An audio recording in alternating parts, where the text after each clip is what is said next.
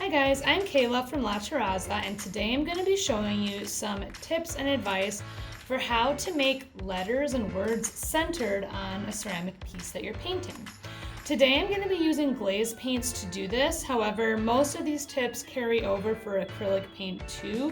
As I'm showing you, I'm just going to talk about the differences between the two. So what I'm going to do first is I'm going to show you how to just center words in the middle of a piece, whatever piece you're doing. If you're doing a plate or a bowl or an animal, you want to write something on its belly. One way to do it is to count the amount of letters in each word and center them by the amount of letters that are in them. So for the word home, there's 4. For sweet, there's 5, and then home, of course, there's 4. With glaze paints, pencil is going to completely burn off and disappear. So what I like to do with my glaze is just put a line straight down the middle so I can see where the middle is. If you're using acrylic paint, you probably don't want to do it in pencil first, but you could try like a color that's very similar to the background color so you barely see it, or you could do a chalk, which you could wipe off later. Now for home, it's an even amount of letters, so the middle of this word is right between the O and the M. So what I'm going to do is I'm going to do the O and the M, one on each side of the middle, and then I can do the H and the E. For the word sweet, it's an odd number, so the letter E is actually right in the middle of the word. So I'm going to write the letter E for sweet right over this center line, and then I can write ET after it,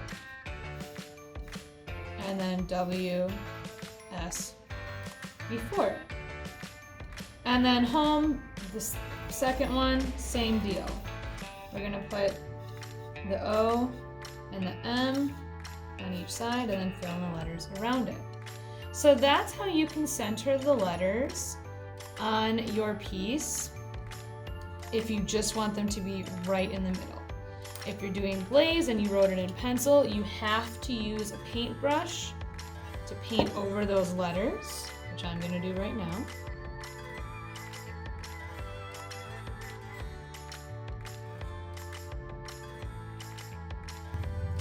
Alright, so there you have it. The letters and the words on here are centered right in the middle. If I wanted to write my words so that they go along the curve of a piece, it's a little bit different and a little bit more work, but not too bad. What we're going to do now, I want to have this whole phrase written all along the curve. What I'm going to do is I'm going to count how many letters there are, but also count the spaces in between the letters. So 1, 2, 3, 4, 5 for that space, 6, 7, 8, 9, 10, 11, 12, 13, 14, 15. So there are 15 letters and spaces in here. Again, I'm going to put that line in the middle. I'm not going to go all the way down this time, but I have that line in the middle. So half of 15 is 7.5.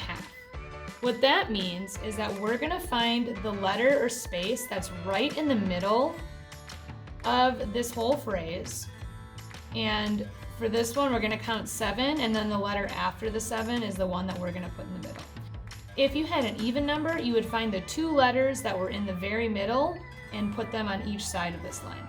But for this one, so half of 15 is 7.5, so 1, 2, 3, 4, 5, 6, 7.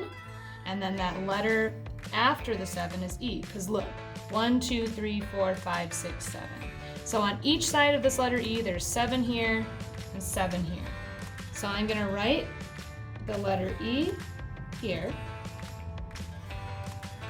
And then I'm going to start by doing the letters after the E.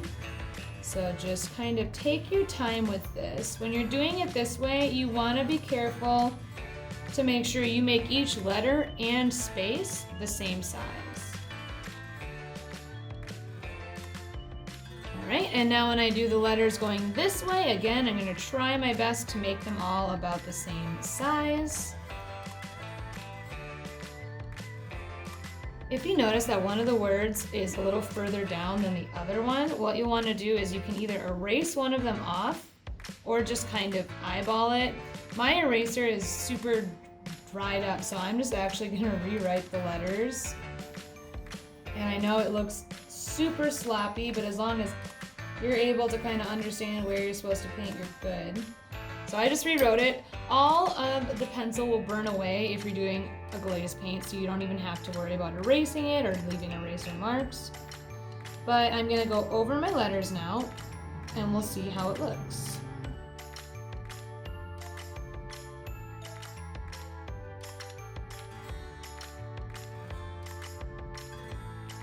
All right, and I'm all finished here. As you can see, there's still not quite perfectly even from this side to this side.